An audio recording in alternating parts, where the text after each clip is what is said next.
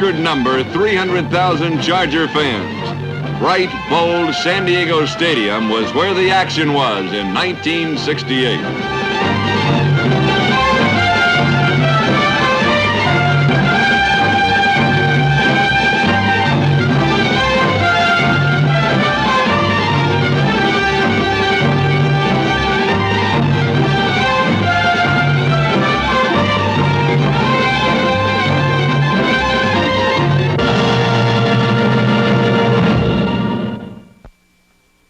The opening game of the season was a memorable one as a legend named Paul Brown returned to the big time to exert his famed coaching magic. The Chargers quickly discovered Brown had molded rookies and rejects into a rugged, rowdy team of hard hitters.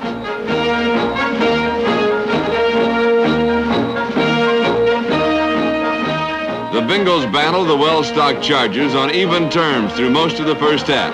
But then the run-scoring machine that is the Charger offense got rolling.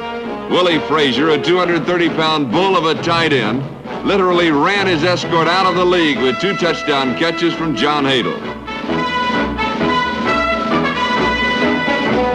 Frazier, who last year set an AFL record for touchdowns at tight end, is a superb athlete who has yet to reach full potential.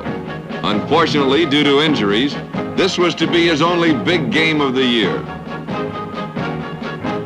Last year's rookie sensation, Dick Post, continued the offensive explosion by breaking for a 48-yard touchdown. Cincinnati's welcome to the AFL was less than gracious, but as expected of a Brown-coached team, they went down begrudgingly. The Chargers had wrapped up victory number 1 with a bit more difficulty than expected. On Friday, September 6th in San Diego, California, the American Football League began its 9th season of play. The opening game matched the explosive San Diego Chargers against the league's youngest member, the Cincinnati Bengals. This contest marked the birth of a new team and the return of a great old coach. 60-year-old Paul Brown, a member of the Hall of Fame and once the stern taskmaster of the Cleveland Browns. He gave his rookie-laden Bengals a high mark as they passed from the kindergarten of preseason to the first grade of regular league play. "I told them they did a good job," said Brown. "They did their best, and nobody can ask more." Cincinnati's best came in the first quarter, the first time they had the ball. Quarterback Dewey Warren and fullback Tom Smiley combined for Cincinnati's first pass completion. On a reverse, flankerback Warren McVay raced 28 yards to the Charger 23.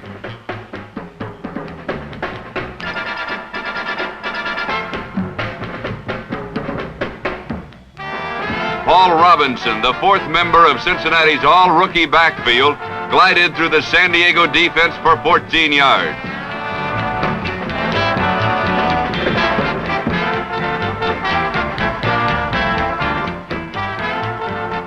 On the next play, Robinson turned left in and out-sprinted 2 Chargers to the end zone. With 5 minutes elapsed in the opening quarter, the surprising Bengals led 7-0.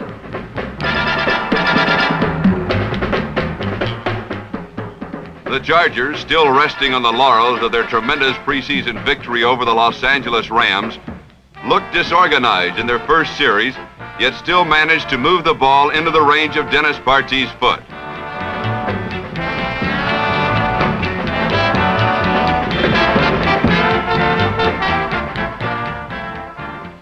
Bartee's field goal cut the Bengal lead to 7-3.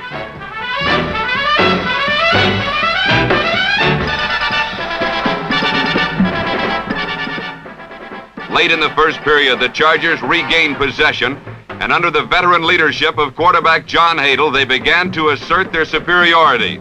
Halfback Dick Post and fullback Brad Hubbard jabbed at the vulnerable Cincinnati flanks, setting up the young team for the knockout punch.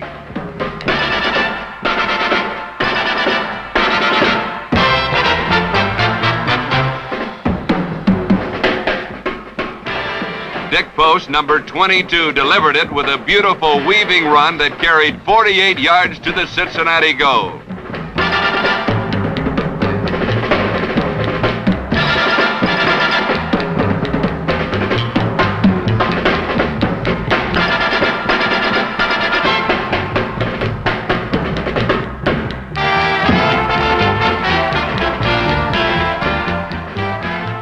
run did more than put the Chargers into the lead. It exposed a fatal weakness in the Bengal defense, the inability to contain the Chargers' wide running attack.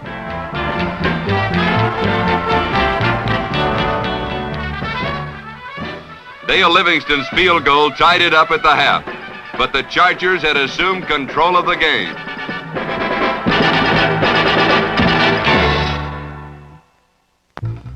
In the second half, Sid Gillman's wide-open offensive machine shifted into high gear and rolled over the Bengals. Dick Post, last year's Offensive Rookie of the Year, roamed through the scattered Cincinnati defenses for steady gains. Post was the game's leading rusher with 140 yards in 16 attempts.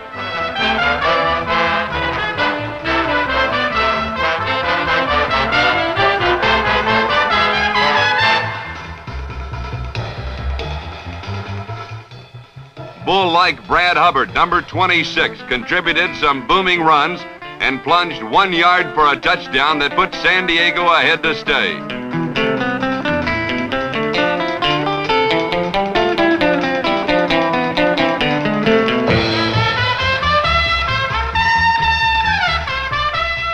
When Cincinnati became overly conscious of Post and Hubbard, quarterback John Hadle teamed with split-end Gary Garrison for several key pass completions.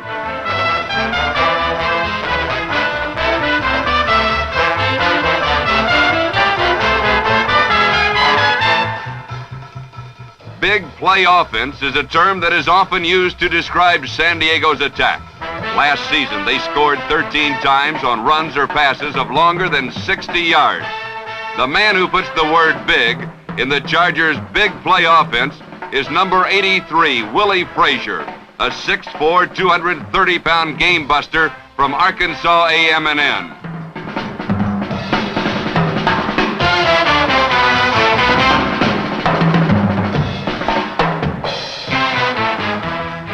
In the second half, Willie wrecked the Bengals with 2 touchdown receptions, and the Chargers coasted home with a 29-13 opening day triumph.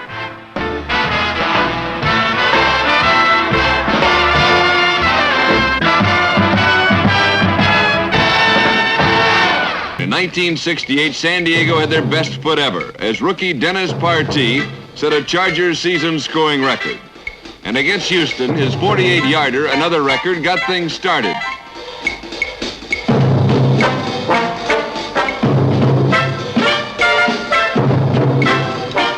Through their history, the Chargers have been known as a team that could score often explosively.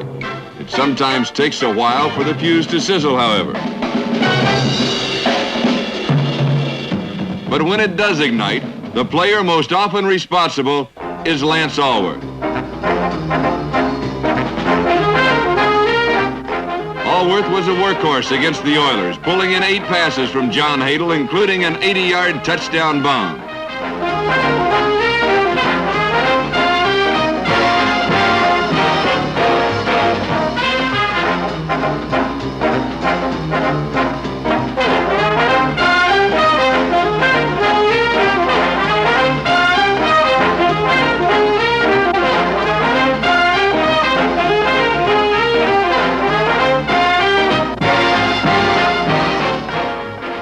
Hubbard capped a 21-point fourth quarter with a dive into the end zone, and the Chargers had their second victory of the young season. But it was a costly win for San Diego. Brad Hubbard, the powerful fullback, ruptured a knee ligament near the end of the game and was lost for the season. It was Hubbard along with Dick Post who had formed the rookie running tandem that tore through the league the year before.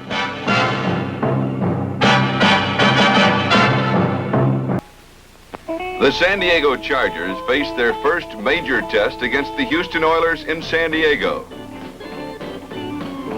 A defensive struggle stymied both teams in the first quarter.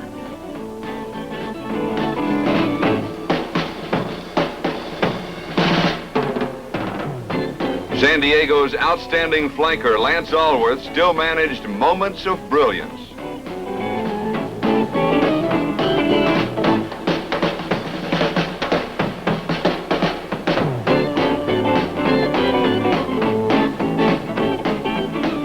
But the rugged Houston defense stopped the Chargers from scoring any touchdowns.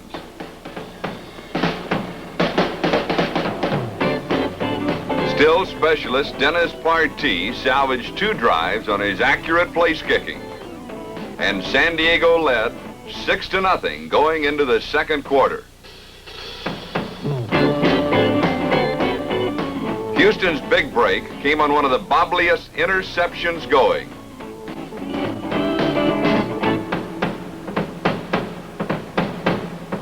Number 52, Garland Boyette, is the juggler for the Oilers. Unfortunately for the Chargers, the ball was whistled dead before San Diego's Brad Hubbard got to it, which pleases Charger coach Sid Gillman little.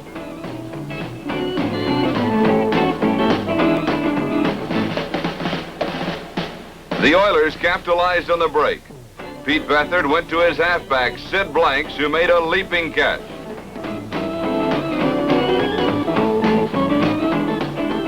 From the 9, halfback Woody Campbell supplied the raw determination that put Houston in the lead.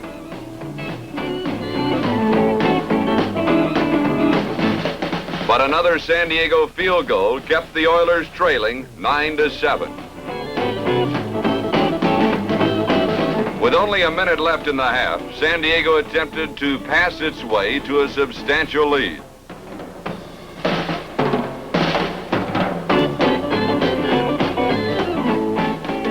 Inside the Houston 20, quarterback John Hadel looked for his tight end, number 38, Jack McKinnon. The Oilers' Ken Houston, number 29, read the play and slid in for the interception. The first half ended with Houston only trailing by 2 points.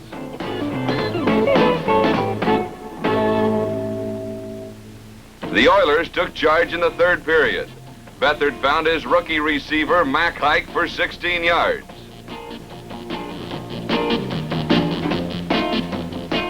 Alternating their attack, Houston sent number 42, Sid Blanks, off right tackle to the 3.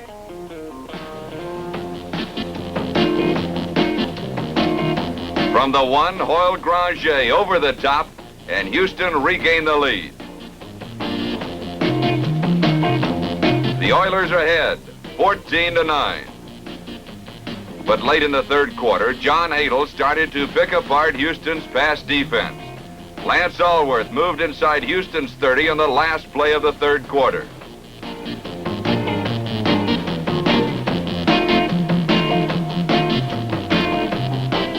Then John Hadel hit tight end McKinnon on a quick look-in for 12 yards.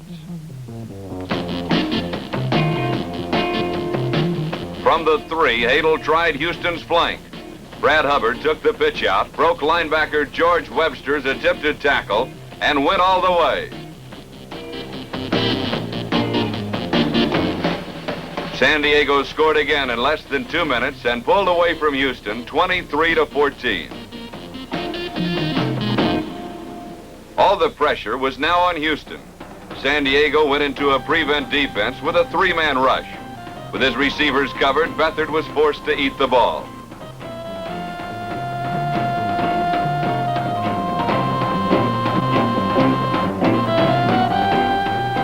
With time running out, Beathard had to go to the air, and Joe Beauchamp was waiting. Beauchamp's interception return finished San Diego's fourth quarter 21-point scoring spree. The Chargers went into the fourth period trailing 14-9 and came out of it winning the game 30-14. Houston's 2 losses are creating second thoughts about their Eastern Division chances. But for Sid Gillman's Chargers, the thoughts are only, how far can we go? Could the team operate at the same level of efficiency without the valuable running and blocking of Hubbard? The answer came quickly. His replacement, the veteran Gene Foster, ran, passed, and caught for 148 yards against the Bengals.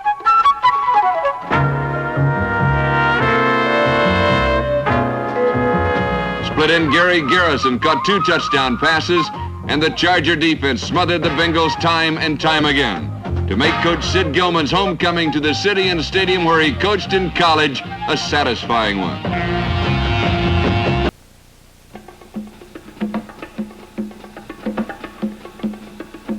Bengals start strong as quarterback John Stofa hits number 45 Tom Smiley with a swing pass, good for 15 yards.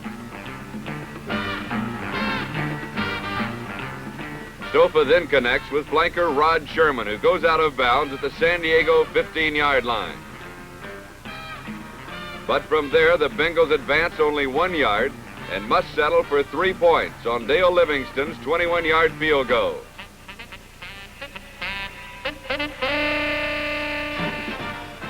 Despite a strong performance by halfback Dick Post, who goes around right in for 33 yards, the San Diego offense is as ineffectual as Cincinnati's, and the 3-point Bengal lead stands as the quarter ends. However, the Charger offense does not remain dormant long, as early in the second quarter, John Hadle connects within Gary Garrison for 24 yards. Fullback Gene Foster then tosses a 50-yard pass to Garrison.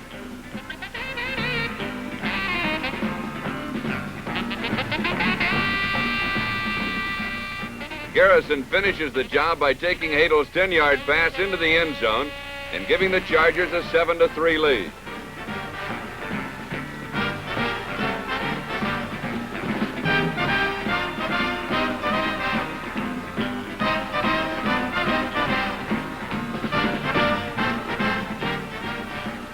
The effectiveness of the Bengal offense continues to decline as Tom Smiley fumbles a quick pitch.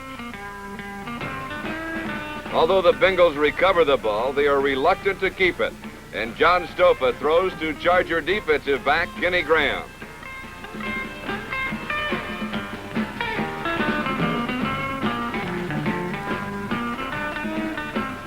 Late in the second period, Hadle hits Dick Post, who carries inside the Cincinnati 22.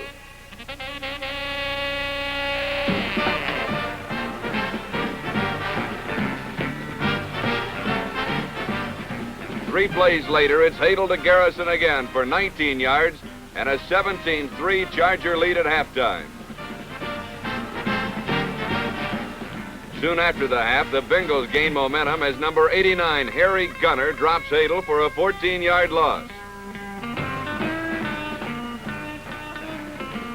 On the next play, Hadle is hard-pressed for receivers and throws the ball to Cincinnati's number 69 Sherrill Hedrick.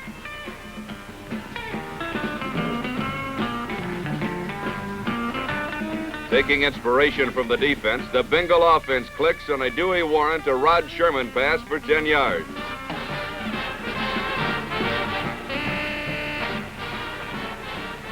A few plays later, number 19 Essex Johnson bangs over from the 6 to bring the Bengals within reach.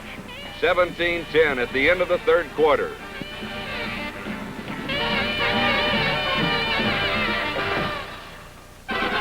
Offensive inconsistency in the fourth quarter is the Bengals' nemesis, as Warren's pass is intercepted by Charger Bob Howard. From the Bengal 3, Hadle rolls around right in for a 24-10 Charger lead. The dispirited Bengal offense is finished as quarterback Stofa is snowed under. San Diego's John Hadle scores once more to make the final 31-10. With a running display that his team lacked during the game, Bengal coach Paul Brown congratulates Charger coach Sid Gillman on his victory. Under a harvest moon on Saturday, October 5th, the undefeated Chargers played their first big game of the 1968 season against the Jets in Shea Stadium. Fittingly, the two highest scoring teams in the league met before the largest crowd ever to watch an American Football League game.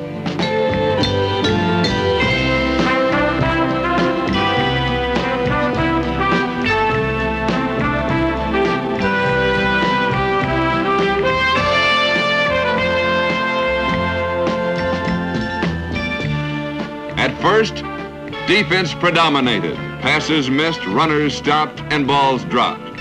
But over 64,000 fans saw what pro football was all about.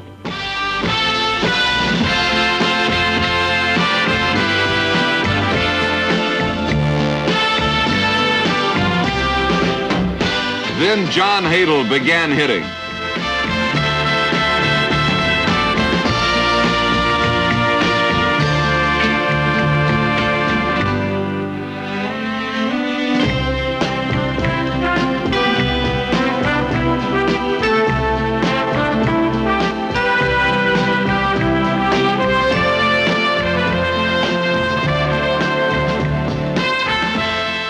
Receivers Lance Allworth and Gary Garrison accounted for 300 of San Diego's total 347 yards and all 3 touchdowns the Chargers scored.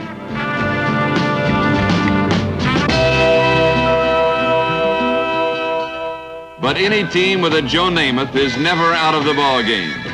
With little more than a minute remaining, Broadway Joe shot the lights out on the California.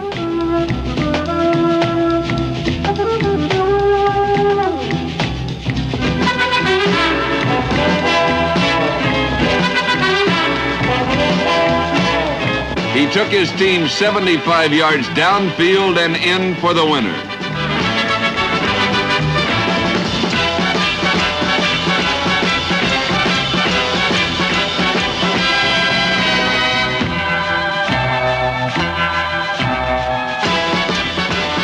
The Chargers had been beaten for the first time.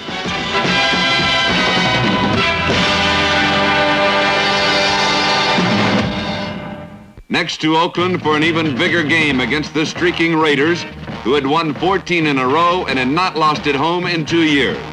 When it was over, it had been the Chargers' greatest day, and the Raiders' string of victories lie trampled in the rain-soaked turf of Oakland Coliseum.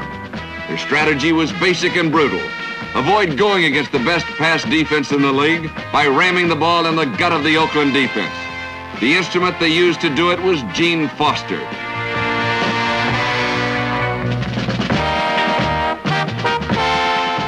And once the Charger ground superiority was established, they turned to the artistry of Lance Allworth, who, despite an occasional 3-man escort, snatched 9 passes out of the dark skies of Oakland for almost 200 yards in the score.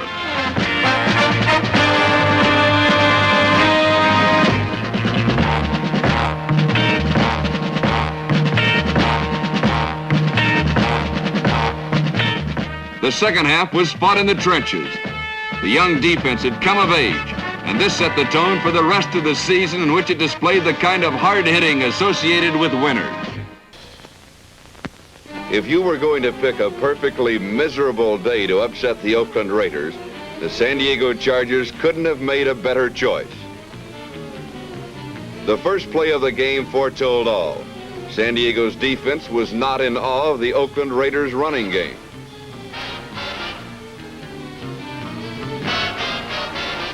Then there was the Raiders' passing attack. That, too, fell short. Number 40, Joe Beauchamp, stopped Oakland's first serious scoring threat.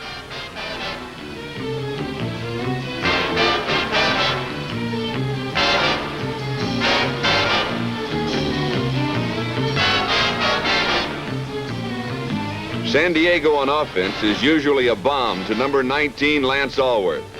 But today, Allworth exploited the short pass up the middle. The passes may have been short, but with a little running room, Allworth's gains were not.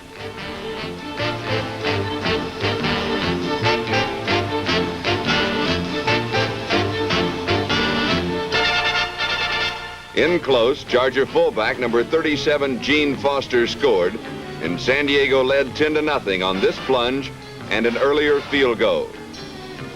If Raider coach Johnny Roush looks upset, don't sympathize. He's got a defensive arsenal that's, well, impressive.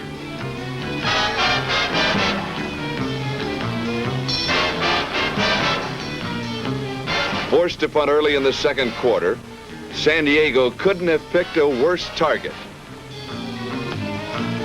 George Atkinson.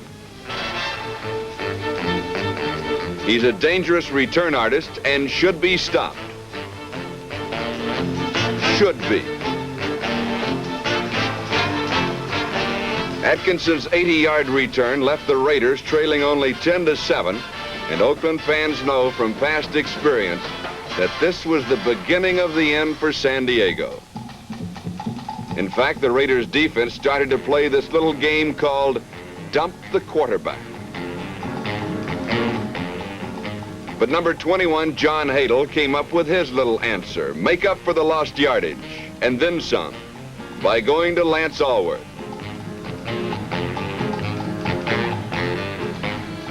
Oakland's defense continued their harmless prank.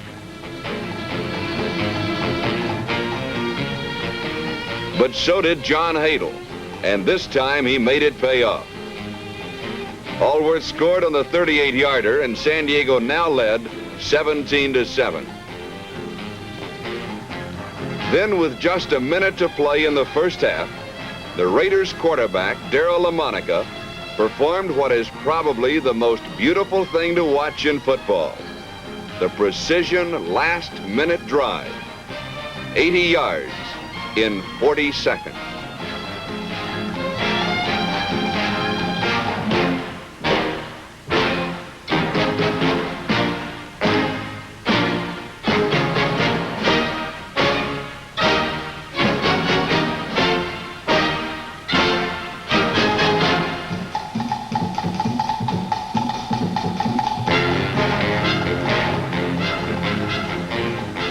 Step out of bounds and stop the clock.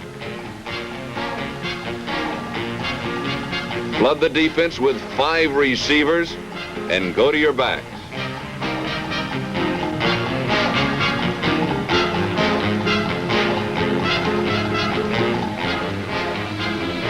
From the 7, number 81, Warren Wells made a beautiful catch, and Oakland only trailed 17-14 at halftime. Perhaps the second half is something the Raiders offense would rather forget. But don't ask the San Diego defense to forget their finest half hour.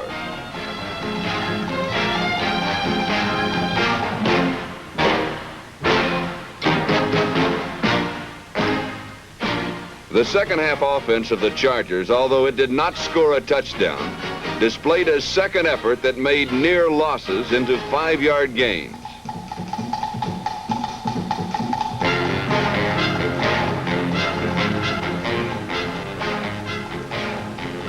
Gaping holes were punched in the Raiders' famed defensive front wall, and number 37, Gene Foster, had a game total of more than 100 yards rushing. And of course, there was always Allworth, the super flanker, the Bambi, who pulled out the third down situations, and the Chargers scored twice more on field goals.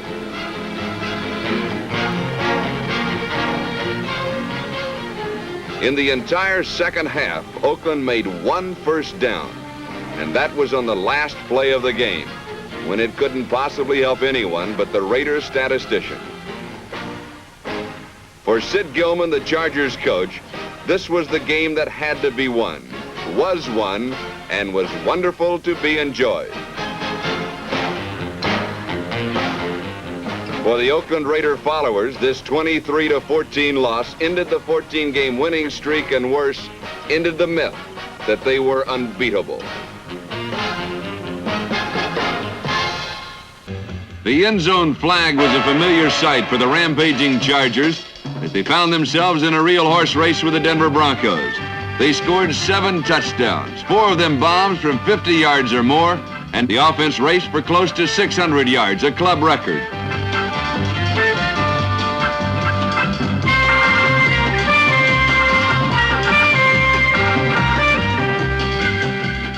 Jack McKinnon, like most tight ends, is valuable as a blocker.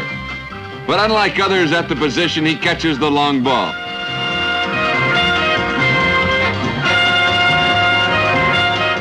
Number 73, Larry Little, and number 42, Lane Finner, exhibited the kind of downfield blocking San Diego runners received all year on Dick Post's 62-yard touchdown romp as San Diego charged to victory number 5.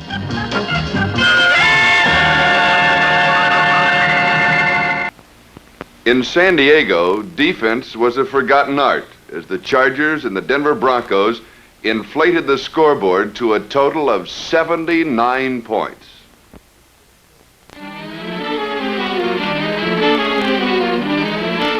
In the second quarter, Marlon Briscoe, a rookie quarterback from Omaha, replaced the injured Steve Tinsey and put on a wild show. He was pressured and battered, but managed to rush for 68 yards, more than twice as much as any other Bronco runner.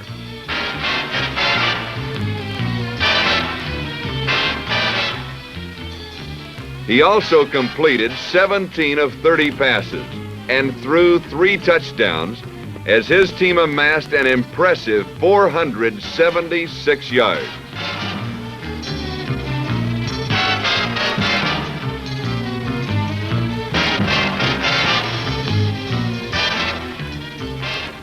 Briscoe moved the Broncos toward their first score with accurate passes. He hit number 85, Tom Beer, with a 19-yarder.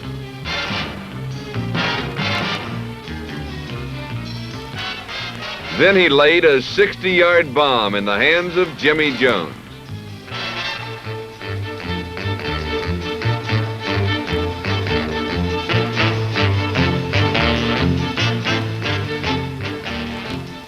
In the third quarter, he connected with another rookie, number 42, Bill Van Heusen, for a 28-yard score.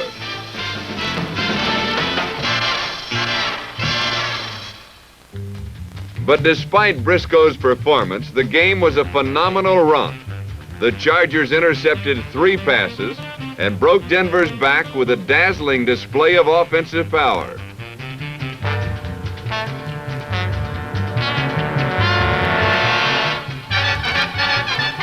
Early in the second quarter, number 40, Joe Beauchamp, stole a Steve Tinsey pass and raced for a 35-yard touchdown.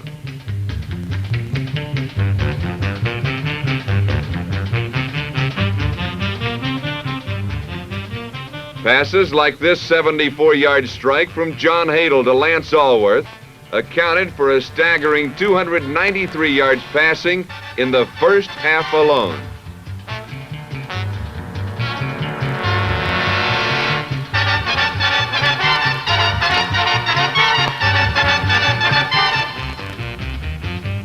Another Hadle pass, this one to number 27, Gary Garrison, covered 21 yards and gave San Diego a 13-point edge in the second quarter.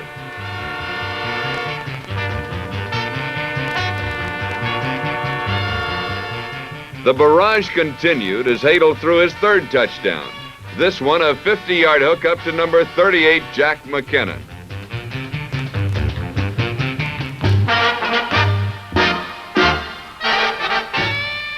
Hadle's fourth touchdown pass was a bombshell to Gary Garrison.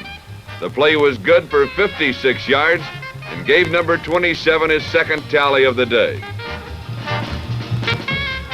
The ground game was no less potent, as Charger runners accounted for 211 yards. Gene Foster churned out 23 yards on this sweep around left end.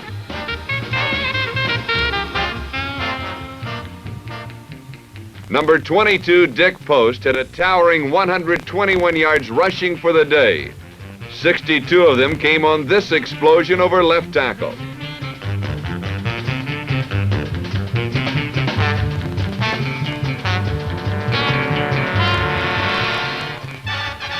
A change in quarterbacks failed to slow down San Diego's scoring marathon. John Brittenham kept the score mounting with a 17-yard pass to Jack McKinnon. It was San Diego's final score of the day, and the game ended with an embarrassing 55-24 romp. Sid Gillman left the field a happy man as title hopes grew larger in Charger Town. Last weekend, the Kansas City Chiefs beat the Oakland Raiders in a monumental struggle. Now they face the San Diego Chargers for the Western Division lead. Huge men dominate both teams. But in this contest, several men showed why they believe pro football is a small man's game. Dick Post, number 22, is only 5'9", but he's San Diego's leading rusher and last season was voted the AFL's Offensive Rookie of the Year.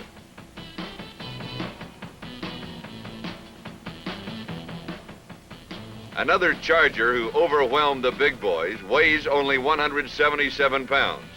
He's Lance Allworth, and against the Chiefs, he gained 169 yards on just 6 receptions.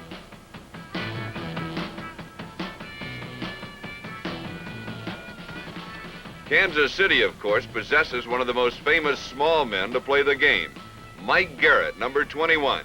Last year, he gained over 1,000 yards rushing, and on Sunday, the former Heisman Trophy winner gained almost 100 receiving and another 100 on the ground.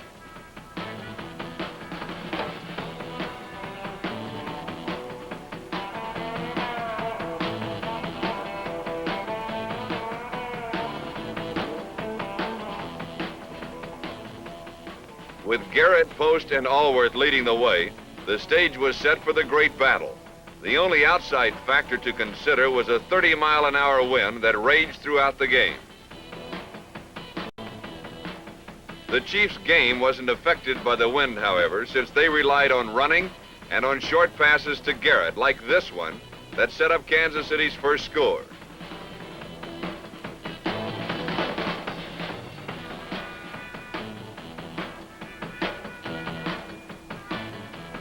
The hometown roar became even louder when Robert Holmes demonstrated the devastating art of stiff-arming and scored his 6th touchdown of the year.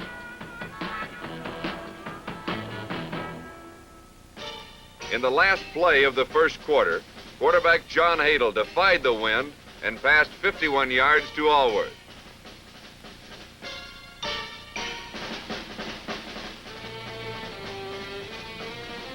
Now San Diego was on track, and with this strike to Gary Garrison, the game was deadlocked again.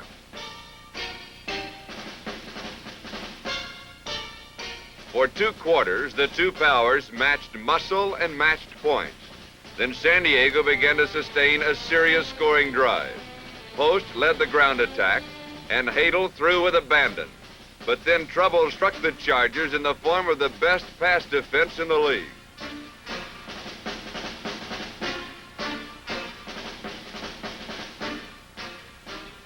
A deflected pass was picked off by Jim Lynch, who returned it 50 yards. In itself, this play didn't hurt San Diego, but unfortunately for them, it established an unwelcome trend. When the Chargers were about to score, the Chiefs would intercept and end the threat. Number 42, Johnny Robinson, got 2 interceptions himself. Despite having 3 passes intercepted in 3 quarters, San Diego was only down by 4 points, and Hadel was still throwing and Allworth still catching. As the 4th quarter began, the Chargers fought to take the lead. Russ Smith carried to the 5-yard line, where Hadel took to the air again and found his tight end Willie Frazier all alone for the go-ahead touchdown.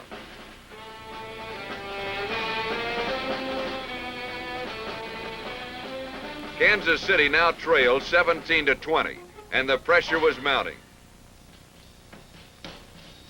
The Chiefs were leading the Western Division going into this game, but a loss here would give San Diego the lead. As time was running out, they moved steadily downfield. Quarterback Lynn Dawson faked the run and threw one of his rare passes, complete to Frank Pitts at the Charger 25-yard line. From there, Mike Garrett carried left, and with a tremendous blocking effort by number 84, Fred Urbanus, blasted into the end zone.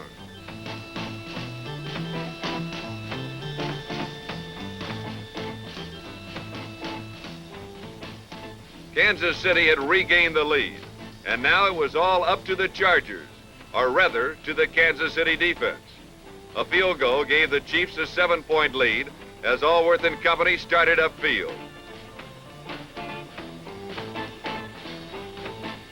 With a golden opportunity to tie the game with less than 2 minutes remaining, Hadel's jinx reappeared.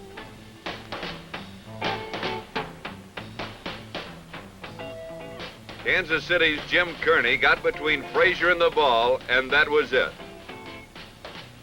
John Hadel threw for 297 yards in the game, but it was his 4 erring throws that told the real story, as Kansas City remained chief of the Western Division, for this week anyway.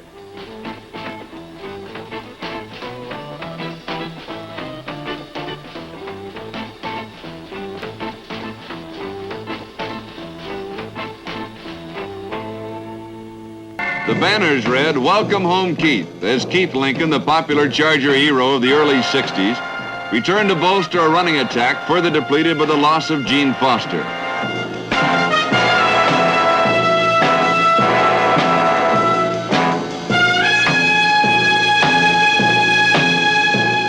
But cheers soon turned to anguish. The second time he handled the ball, he fractured his left leg.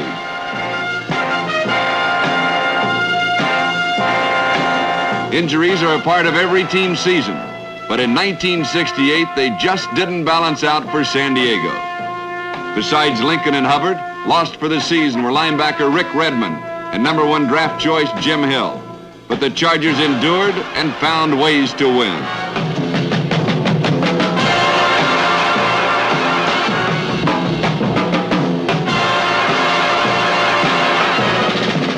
They employed a mini backfield consisting of Dick Post and Russ Smith against the Dolphins, and the two behind great blocking swept over and around the Miami flanks for win number 6.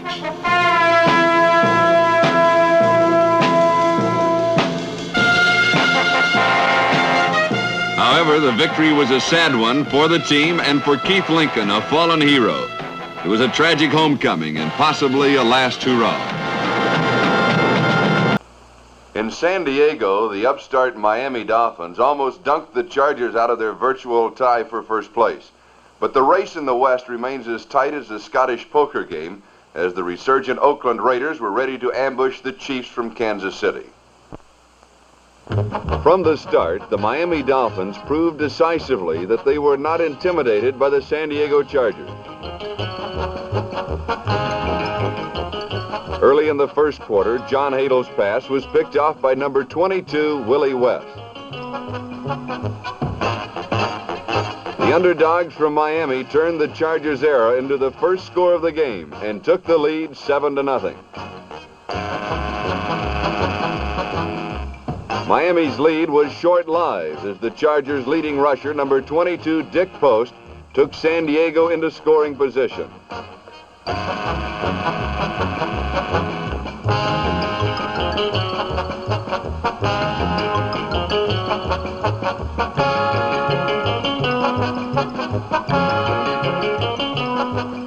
With the Chargers starting fullback out with injuries, number 20, Russ Smith, the halfback filling in, is doing quite well.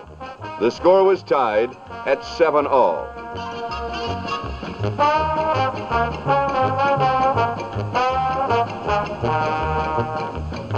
The Chargers don't have a full-fledged fullback, but the Dolphins have one in number 39, Larry Zonka. Zonka bulled his way for 20 yards, and the seesaw pattern of the game continued.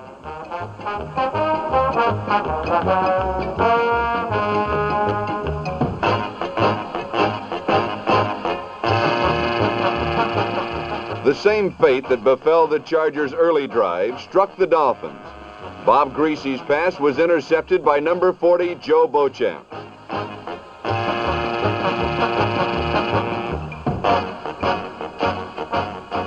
The first quarter ended with the Chargers in position to break open the game. San Diego scored quickly in the second quarter and took the lead on this Hadel to Gary Garrison completion. The Chargers now led 14-7.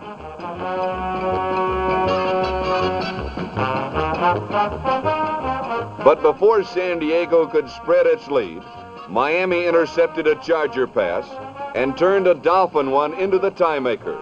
Doug Moreau's touchdown made the score even again, 14-all. San Diego coach Sid Gillman did not expect this fine a showing from the Eastern Division's fourth-placed club. But the Chargers again pulled ahead on a field goal at the end of the first half. Trailing now 17-14, Miami's Bob Greasy improvised an 83-yard drive. Almost half the yardage was supplied by this scramble.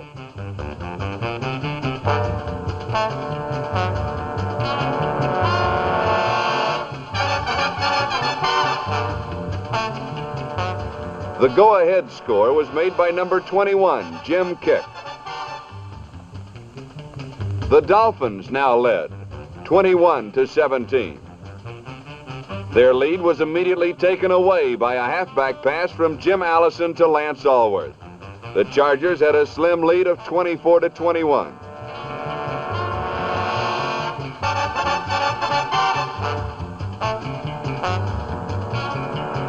Then the San Diego defense took charge and squelched the Dolphins.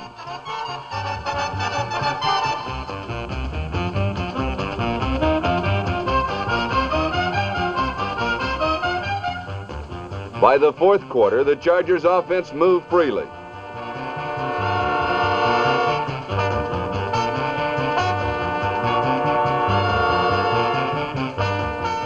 Number 27, Gary Garrison, thought he had the insurance touchdown, but was ruled out of bounds on the 3. San Diego took the undisputed lead with this short pass from Hadel to Allworth. The Chargers added another field goal for a total of 34 points. The Dolphins scored once more in the closing moments for a total of 28 points. Sid Gillman now has a week to worry. If it was this difficult to beat the 4th-ranked Dolphins, what about the 3rd-ranked Patriots? The tenacity and spirit of the Chargers was tested even further in the next 2 games, when they were forced to battle the elements as well as opposing teams, and it was the mini backfield who led the way. In the face of a driving northeaster, the worst of New England storms, San Diego and Russ Smith pursued the perilous course toward a championship by sloshing to a win over the Patriots. A week later, in the muck of a slimy mud.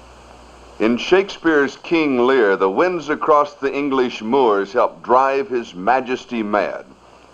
But not the players in the games played on the East Coast this week.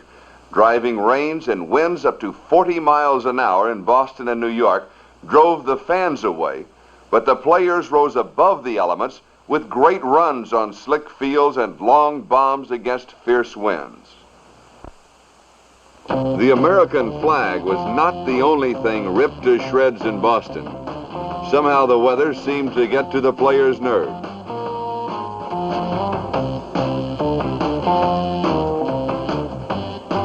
It was cold, it was wet, it was just plain miserable. Tempers didn't flare, they exploded.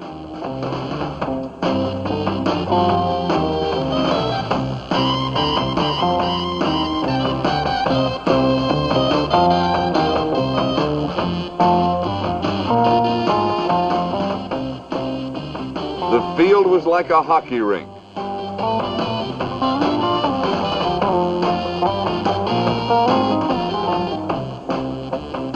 Despite the impossible conditions, both the San Diego Chargers and the Boston Patriots played magnificently.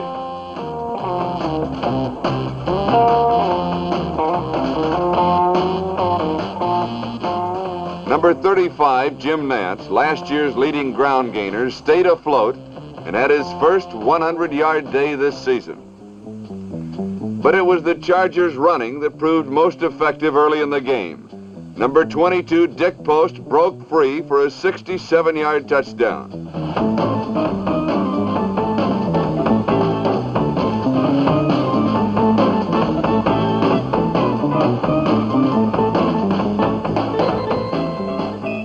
But clipping was detected and the touchdown was nullified.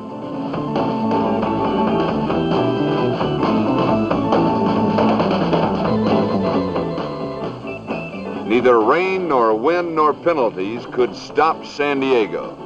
Number 20, Russ Smith, made some amazing moves in spite of the slick field.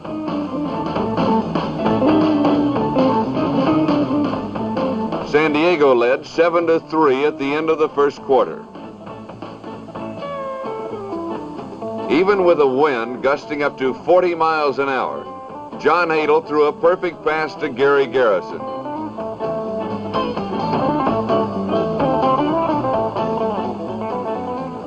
The Chargers took a 17-3 lead by halftime.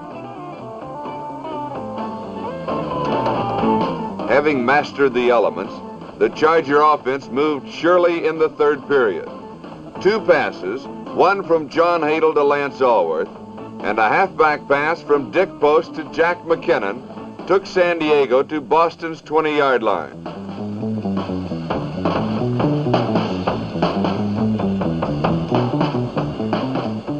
From there, Russ Smith again did his thing.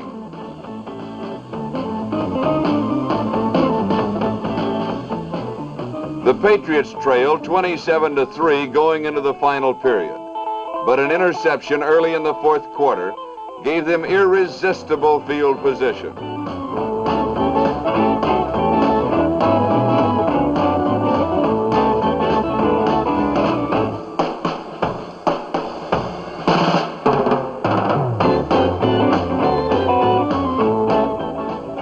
Jim Nance barreled in for Boston's first touchdown of the game, but the Patriots still trailed hopelessly 27-10.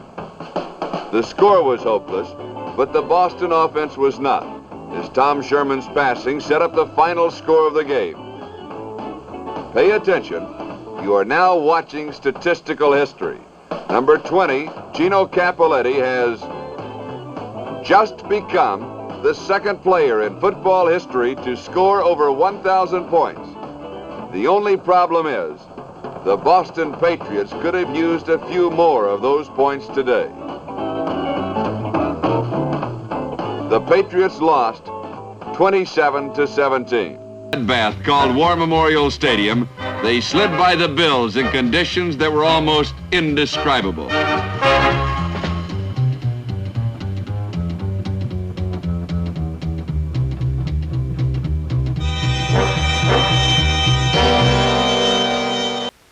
Why anyone in their right mind would want to play football in weather like this is beyond the bounds of reason, but the schedule said the San Diego Chargers versus the Buffalo Bills in Buffalo. So there they were. Number 22, Max Anderson, got such a face full of mud that he couldn't see and had to leave the game and wipe off. The cold and mud bogged down Buffalo, but San Diego's John Hadel kept the ball in the air and the Chargers were able to move easily in the first quarter.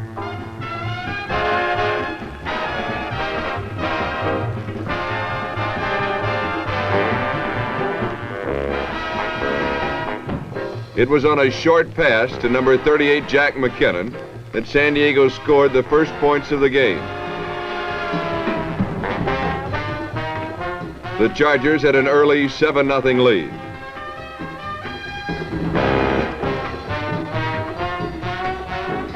You can only throw so long against Buffalo's pass defense before getting burned. Number 48, John Pitts, picked off Hadel's pass and the Bills had great field position. But that's all they had, because the Chargers held them and Buffalo had to settle for a 17-yard field goal by Bruce Alford.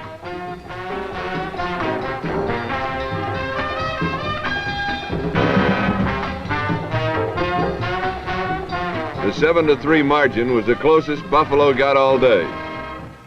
Early in the second quarter, the Chargers went out of reach with this 62-yard Hadel to McKinnon combination.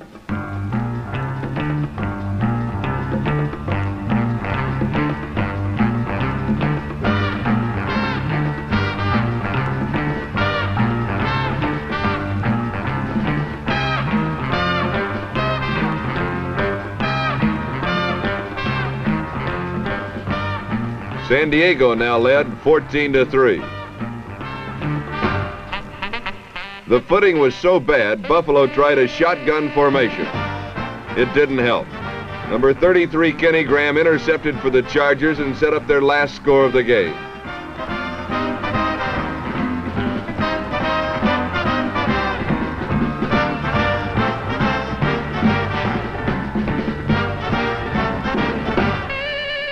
Dick Post somehow managed to score.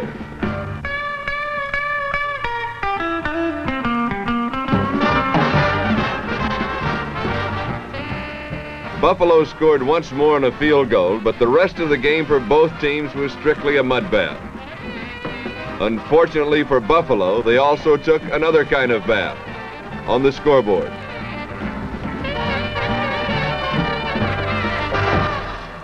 So the Jets were forced to punt.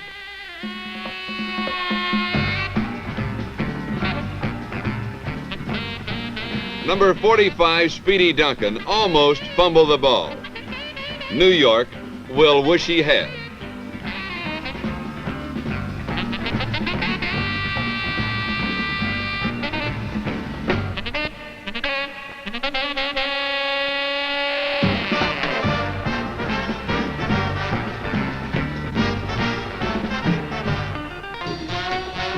On 4th and 2 on the Jets' 3-yard line, John Hadel found Jack McKinnon.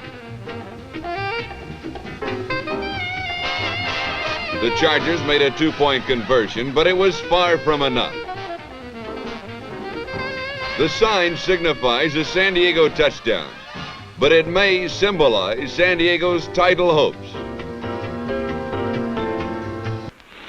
And such was life on December 1st, as San Diego charged into Bear Stadium and on to victory against the Broncos. Lance Alworth set a team record and tied a league one by scoring 4 touchdowns. He and Gary Garrison made sport of the Bronco cornerbacks by pulling in 14 passes for nearly 300 yards.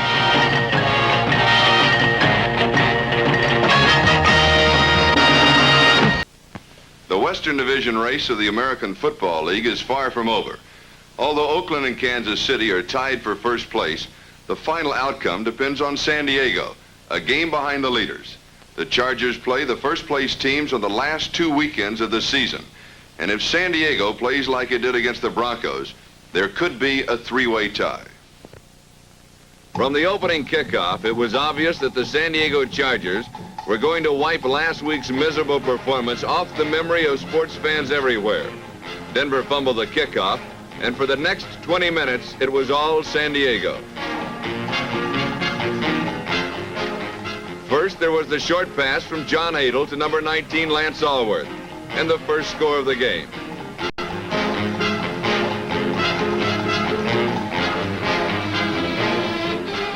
Then Russ Smith found a gaping hole up the middle, and 35 yards later, the Chargers had a 14-0 score.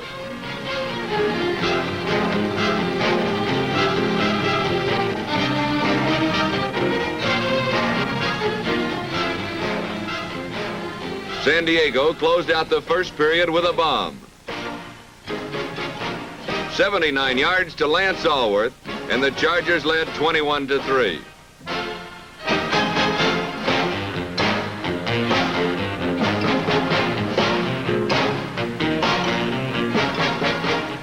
They opened the second quarter with another touchdown. Again, Adel to Alworth.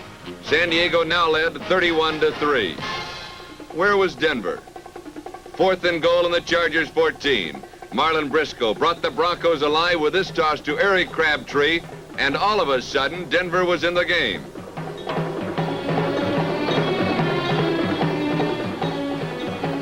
In less than a minute and a half, Briscoe again had Denver in scoring position, and a pass to number 40, Brendan McCarthy, did the trick.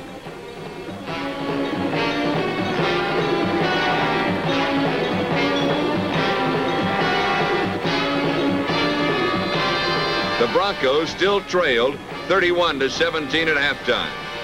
The first time Denver got the ball in the second half, they scored.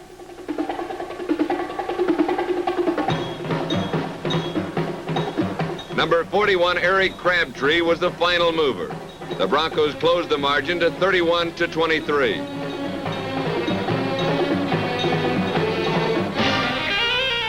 Charger coach Sid Gillman wondered what happened to his offense. Number 21, John Adel, had his worst outing in pro ball against the Jets last week. But this week, he couldn't be stopped.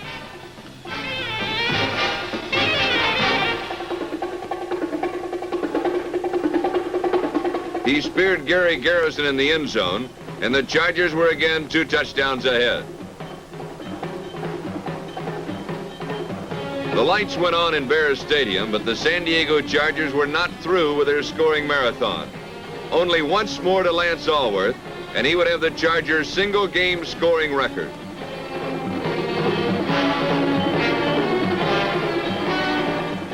The final score of 47-23 gave convincing proof that the explosive San Diego Chargers were not diffused as Western Division challengers. Now their schedule is easy. They only have to beat the Chiefs and the Raiders. A coach never knows for certain if his team is ready. Before the showdown with the Chiefs, Gillman thought the Chargers were, but no one was prepared for the disaster that followed. 4 interceptions either bounced off receivers or were deflected by the Chiefs secondary. In one quick flash, the entire season ended in defeat and frustration.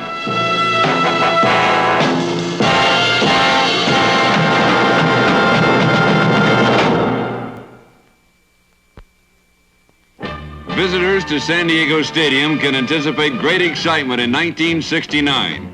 It's the year of the 200th anniversary celebration, a year which will see a good young team further bolstered by the return of its injured stars by the addition of two #1 draft choices, quarterback Marty Domris and All-America linebacker Bob Babich. And who can forget last year's great victory over the Rams? They'll be back along with the most attractive preseason schedule ever devised.